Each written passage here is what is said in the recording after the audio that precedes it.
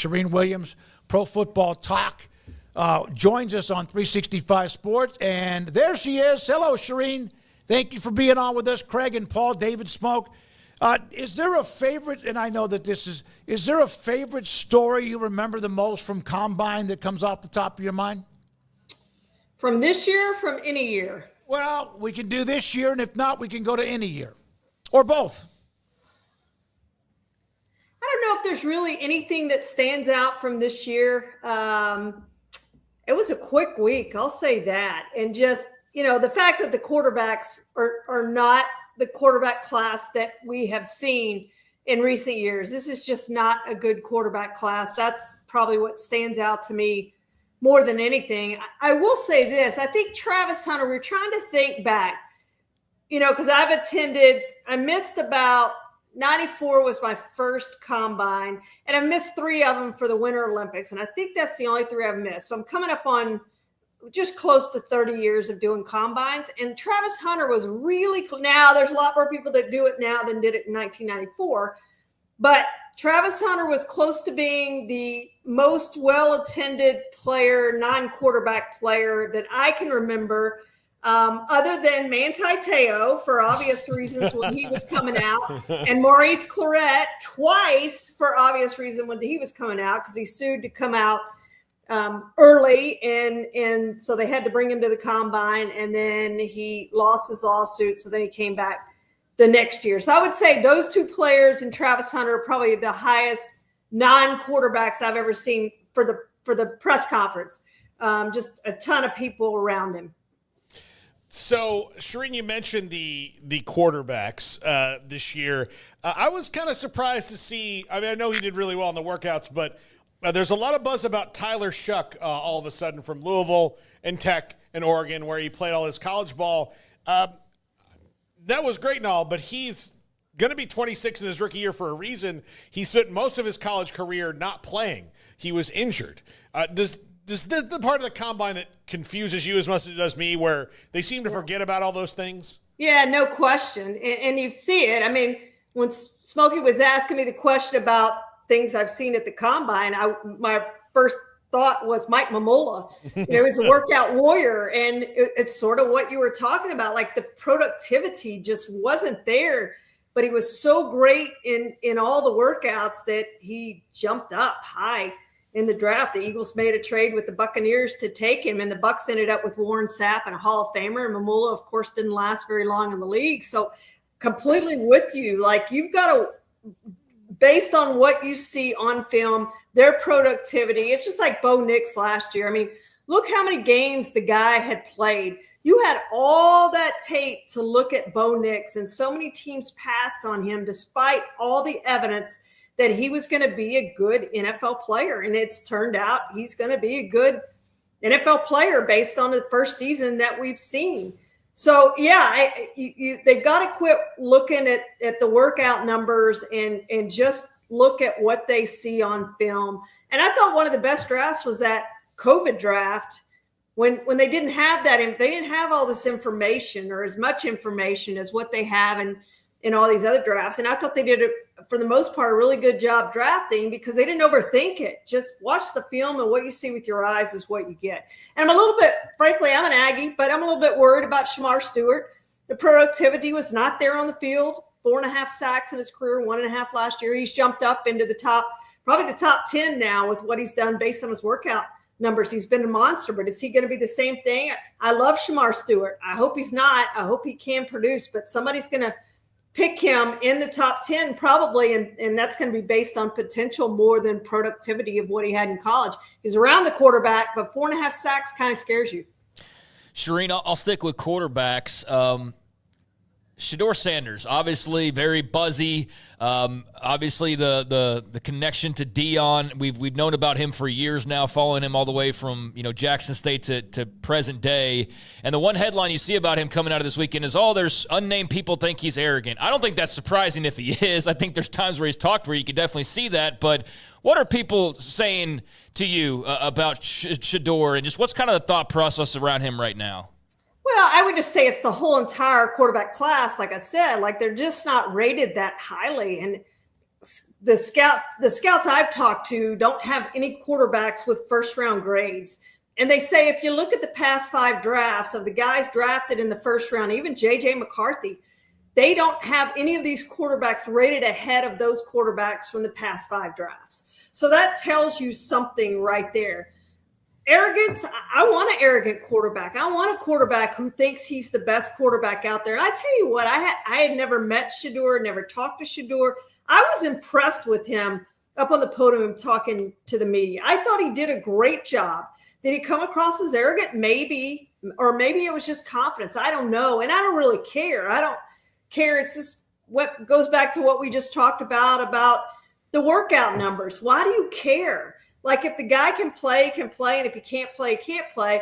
But to me, you don't even judge that. You judge what he did on the field and what you saw based on the tape. And there are some problems on the tape. There's no question about that, which is why I think he's going to go lower than most people think he should go or where he will go. If the Raiders want him, I think he's going to be there for the Raiders. And I think the Raiders probably do want him. And if they do, then I think he is going to be there for the Raiders. And if they don't, then he might fall a ways down. But it's going to be based on what he did on film and what he did what he's going to do in his pro day, more than based on people saying, "Oh, he's very arrogant." Yeah. You know, these frankly, the players today are much different than. They have money. I mean, this has never happened before. A lot of these guys are going to make more money in college than they make in the pros, and they come in with a little bit of that entitlement. And scouts have talked a lot about that. There's a little bit of entitlement with these players now coming in NIL, and they already have millions of dollars, a lot of them, especially those who are going to be picked in the first round. So it's a different type of player we're talking about as well. So maybe that was part of it too. Yeah, I kind of like that a little bit, Swagger. But you know, these NFL general managers and others, there's some that still get turned off by that, right? They're still they don't like that brazen style. Yeah, they want you to be humble, and they want you to say thank you and glad to be here and all those things that they want to hear. And he obviously, to somebody, it's gotten out that that's not how he came across with them. But to me, that's not a problem. I don't think that's going to factor in. Who knows if that was a team that even needs a quarterback or not. I heard, one scout told me he didn't have Quinn Ewers with a draftable grade, and that's all well and good, but his team doesn't need a quarterback. So they weren't going to draft a quarterback anyway. They've got a roster of quarterbacks that are already signed. So it's easy to say that. And this may be somebody who's not in the market for a quarterback too. We don't know that, even though, they meet with everybody. That's the thing.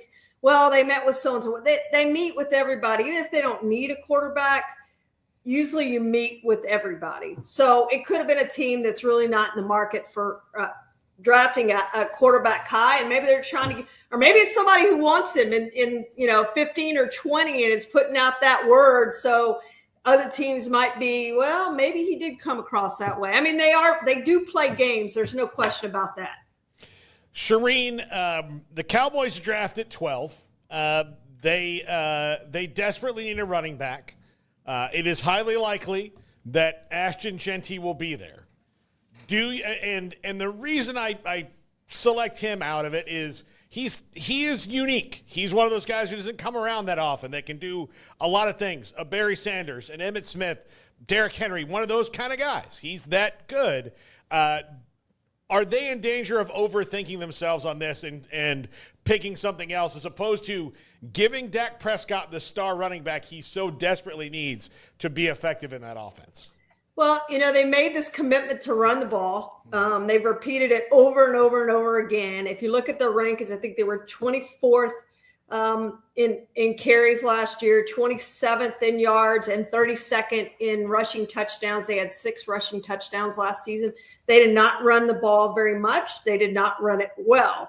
They have to get a running back in here. It is a terrible, terrible year for free agent running backs.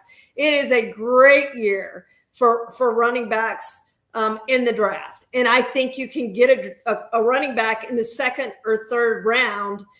But what you have to ask yourself is that running back you're going to get in the second or third round as good as Ashton Jeanty?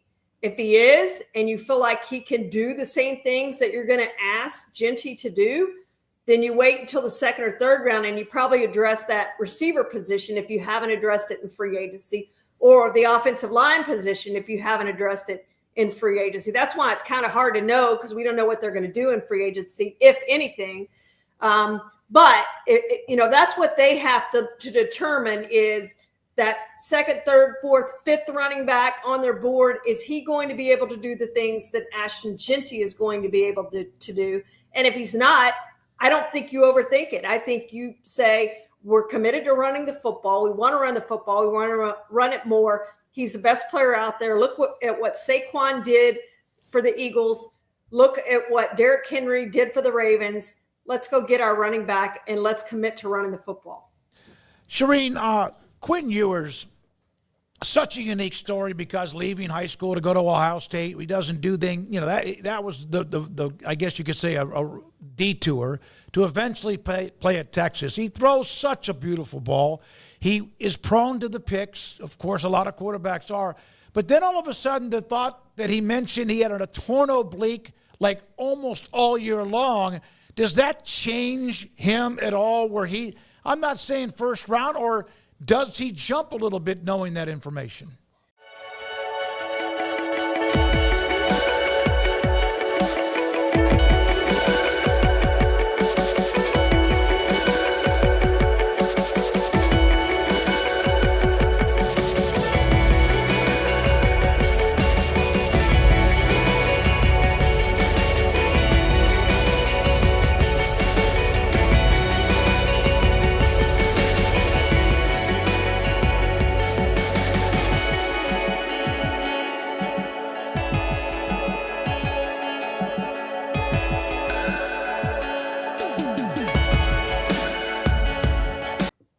That's a great question. He sure is tough. We know that, the way he played through that injury. And he said it happened. He came out of the Michigan game on that Monday after the Michigan game really sore, and thought it was just a strain, and it was bad. And he played through that, and then had the ankle injury, high ankle sprain, that he played through late in the year. So he estimates that he was healthy for 2 or 3 games last year and played pretty well. I think the one thing you worry about with him, if you look, I think the Texas team last year was more talented than the Texas team this year. But if you look at the number of guys they sent to the combine, the number of guys they had drafted, especially high last year, the number of guys they're going to have drafted this year, high this year, you start going, why didn't this team win a national championship? I thought that Texas team last year was the most talented team over the last 2 years, and they didn't get it done. They almost got it done, but they didn't get it done. So then you start asking, well, why didn't they get it done? Especially with the receivers that they had, and then the receivers that they had this year. And how much now did that injury play into the way that Quinn Ewers played? Those are all questions they're going to have to answer, right? Talk about the one scout who doesn't have a draftable grade on Quinn Ewers, but most of the scouts I've talked to, in fact, every other scout I've talked to, has Quinn in the 3rd to 4th round range. Now, we all know quarterbacks go higher than they should go, because teams, there simply aren't enough of them. And if you need a quarterback, you're desperate for a quarterback, you don't want to let it slip through and take a chance in the next round. He could go as high as the 2nd round. He's not going to be a first-round draft pick. Could go as high as the 2nd. I think he'll probably be early in that 3rd round. When he goes. But it is a question that teams are going to have to answer, how much those injuries played into the season that he had and not getting it done on a really talented Texas team last year and this year. Charean, the Cowboys have 2 defensive linemen that need to get signed pretty quickly. Well, I guess a pass rusher and then Osa Odigizua. It seems as if they're like letting out little blips of news that they might actually get an extension done with Osa Odigizua before training camp, and that they're considering doing Micah Parsons' deal quicker. Do you think that is maybe just to placate the fans that have been mad about them for this deadlines make deals nonsense that they've been doing for so long? Well, I went on Pro Football Talk Live last week, and we talked about, Mike Florio asked me if I thought the Cowboys, Stephen Jones saying we're going to be selectively aggressive in free agency, if they were really going to do that. And I said, I'll have to see it to believe it, because they haven't done that. And they haven't done it in so long, since Brandon Carr was signed on the first day of free agency to a $50.1 million deal. That's the last time they were really aggressive in free agency. They don't generally get in that first phase of free agency. As we all know, the first week, they didn't do anything basically in free agency last year. Eric Kendricks and Royce Freeman in that first wave of free agency. So I'm going to have to believe it to see it. So back to your point, I'm going to have to believe it to see it. I mean, their history tells us that they wait on these deals and that Micah Parsons is going to hold out, and Osa, because they're going to tag him, they're probably not going to get a deal done by 4 p.m. tomorrow. So they're going to have to tag him. And if they tag him, then they have till July 15th to get him done, or he plays on the tag. So don't expect to see, if that happens, either one of those guys show up. And to me, that was a detriment of CD last year. Why he got off to such a slow start? Because football is unlike any other sport. You can't just work out. And I know he's working hard. It's nothing against him. He works really hard. But you can't duplicate football practice. You just can't. Being out there with your teammates and, timing with your quarterback and all those things. And I think we saw that with CD. So it's going to be the same thing with Osa and Micah. If they don't show up, now Osa would be July 15th. Once they hit that date, he can't sign a long-term deal. So he would show up for training camp. But there's a chance if they don't get Micah signed, he'll be just like CD and not show up for training camp. So I'm going to have to believe it to see it. I hope that's the case. I hope they do it very quickly, like in the next week before free agency starts, so they have money to spend in free agency, and that they go and they are selectively aggressive. And, you don't have to go out and sign the top free agents. That's not what we're talking about here. But there's guys that, are rated in that 20 to 50 range. Look at what Zach Bond did last year signing with the Eagles. What a signing that was. There's guys like that you can go get who are reasonably priced that are going to improve your team. And that's what the Cowboys need to do. So they need to get both of these deals done very quickly. Why, in your estimation, have they become so terrified of free agency? Why did it have to be a Brandon Carr or nothing situation? Like they've not really established it's Brandon Carr or people on 1-year deals.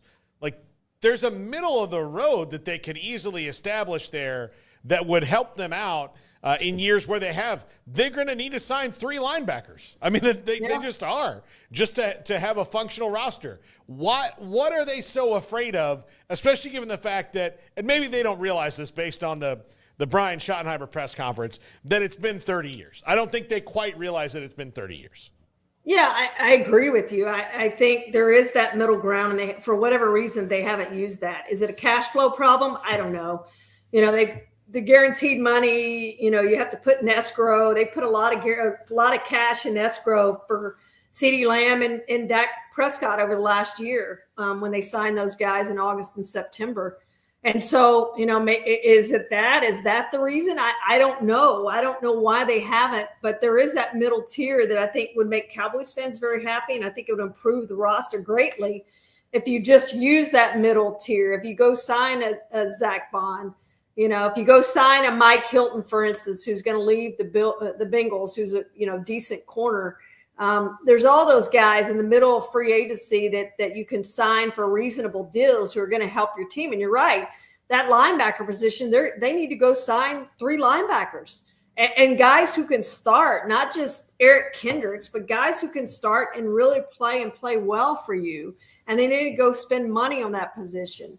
So, are they going to spend money on DeMarcus Lawrence? Is he going to come back? Are they going to re-sign him? I mean, if not, you're going to need another edge rusher.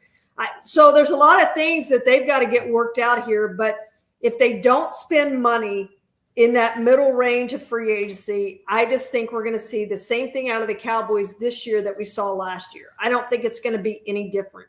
I think that's what you have to do if you want to improve the roster. So we're going to see just how much they want to improve that roster. You can draft great, and they have drafted fairly well over the X number of years that Will McClay's been in charge, but you can only do so much in the draft. I mean, 5th, 6th, 7th round draft picks, you can't expect to come in and start for you. And if you do, you're in big trouble. So you've got to supplement that with free agency. And if you don't, which is what they didn't do last year, then you're going to be where they were last year, and that's a middle-of-the-road team. Charean, does Jerry ever? I've seen him at press conferences introducing a new head coach where he's almost all but cried about he gets it this time. I don't know if it was Wade Phillips or who it was. Does he really hear the negativity? Does it really affect him in any way? He does hear it. He reads and sees everything for sure. I think some stuff, it depends on who it is. If he has respect for the person saying it or writing it, it means something to him. If not, then it doesn't. How much it means to him, I think it just depends on a case-by-case basis. My question is winning the number one thing for him anymore? He's made the Hall of Fame. He's made a ton of money, of generational wealth. I mean, for generations and generations and generations. They're very wealthy. That wealth is not going away. He's in the Pro Football Hall of Fame. You can't go in twice. He's gone in. He has 3 Super Bowl titles. So does winning still rank up there for him? Or does he sit back and go, I really have accomplished everything I wanted to accomplish when I bought the Cowboys? Because he was really hungry to win a Super Bowl when he brought Jimmy in, and he did it very quickly. And he won 3 very quickly. And now, like I said, it's been 30 years, and we're just not seeing that hunger, that aggressiveness, that, let's get it done now. We're not seeing that anymore. So I do have a question about, is that the number one thing for him anymore? Or is he just kind of coasting right now, going, I've accomplished every single thing I wanted to accomplish in this sport, and that's it. We are where we are. Now I'm just going to sit back and kind of rest on my laurels. That's what it appears to me. I don't know how you can say anything else, because they haven't done what it takes to win over the last 30 years. Yeah, no, you're right. I think he plays to who he knows is listening to, and like you said, we've seen it over the years, who he respects more than others when it comes to reacting to it. Deebo Samuel to Washington for a 5th-round pick. Yes, they're going to pick up a large chunk of money. How did they get him for a 5th-round pick? Is that valuable? I know draft picks are valuable. San Francisco's still going to eat some money, right? How did that happen? They did not eat any money, and that would have been the difference. So if they had eaten some of that money, then the draft pick would have been higher. But they chose to give the entire thing. Washington chose to take the entire thing and give up a 5th-round draft. So that's how it ended up being a 5th-round draft pick. So if San Francisco had eaten more of the money, the draft pick would have been a 4th or a 3rd or higher. Because obviously, we all know Deebo Samuel's worth more than a 5th-round draft pick. There's no question about that. Everyone would say that. Everyone agrees with that. But it all comes down to the cap cost. And how much is that going to hit our cap? And the 49ers wanted to get that out of their system, and they did that by sending him off to Washington. And Washington got a really good player, can afford to take on that cap hit. And they could redo the deal, frankly, and they probably will redo the deal. So they're in good shape. It was a great trade for Washington. There's no question about that. It was a great trade. And they're better off now than they were a few days ago. He's really good for them. And that, to me, that's the biggest problem for the Cowboys. They were already, fighting upstream against the Eagles after the Eagles signed Saquon Barkley and some of the other players that the Eagles got. Now Washington's passed you as well. So if you're looking to win the division, you've got to pass 2 teams now, not just the Eagles, but you got to pass the Commanders too. And that, to me, makes it even more difficult.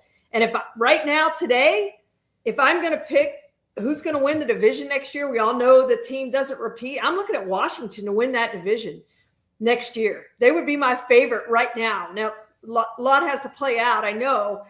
But to me, that's the big thing for the Cowboys that they have to consider is now you're behind 2 teams chasing 2 teams. Yeah, no, you're right. It was for the longest time either Washington or New York had to chase Philadelphia and Dallas. And the fact that nobody ever repeats in that division is still mind-boggling. It's crazy. It really, really is. All right, Paul, anything else? No. Okay, on the NFC East, how did the Giants get so bad at this all of a sudden? I mean, they used to be really good at this thing. Yeah. I mean, they used to, draft good linemen and, they made it through with Eli Manning, who threw a lot of interceptions, but they always figured it out, and now they're just kind of a mess. I think it was the contract that they gave Daniel Jones, based on 1 year, based on the COVID year, the 2020 year, and they came back, and I think it was the 2020, it might have been 2021. It was 2021, I guess. And then they gave him the big contract, and that was a huge mistake on their part, ate up cap space, and then obviously they compounded that by picking Daniel Jones over Saquon Barkley, which we now know was, fool's gold. And Daniel Jones proved not to be it, and Saquon Barkley proved to be it, going somewhere else. It was the best thing for Saquon Barkley. It was not the best thing for the Giants, and now they're in rebuild mode. And that's when you don't have a quarterback, it's just really hard. And especially when you don't have a quarterback, and the quarterback draft class is what it is this year. And, they're trying to get in on Matthew Stafford, and that probably would have been their best way to win now. And that's the problem too, with not changing a GM and a coach. So this GM and this coach have one more year. They know that. The Giants know that. Everybody knows that. They're in it to win now. They're not in it to build long-term, to win in 2026, to win in 2027. They're in it to win now. So they want to go get a veteran quarterback they can win with now, use that high pick on another position who can help them right away, and hope they can make the playoffs and build on that. But you still don't have that young quarterback to come in and develop and play for you. So then you're looking at kind of a 1 year cycle. Okay, we made got a wild card berth in 2025, but hey, now our quarterback's a year older, whether it's Aaron Rodgers or somebody else. We're going to have to be thinking about that quarterback position going forward. And yet we've got to keep winning, or we're going to lose our jobs. So that's what happens when you don't change GMs and coaches and you have the same one in there. They're looking to save their jobs. They're not looking to build down the road. And that's a really hard thing for a franchise. Charean, thank you very much for what you do. Appreciate your time. Great to have you on the show. Charean Williams with us on everything NFL Combine, and a lot of news and notes on the NFL too.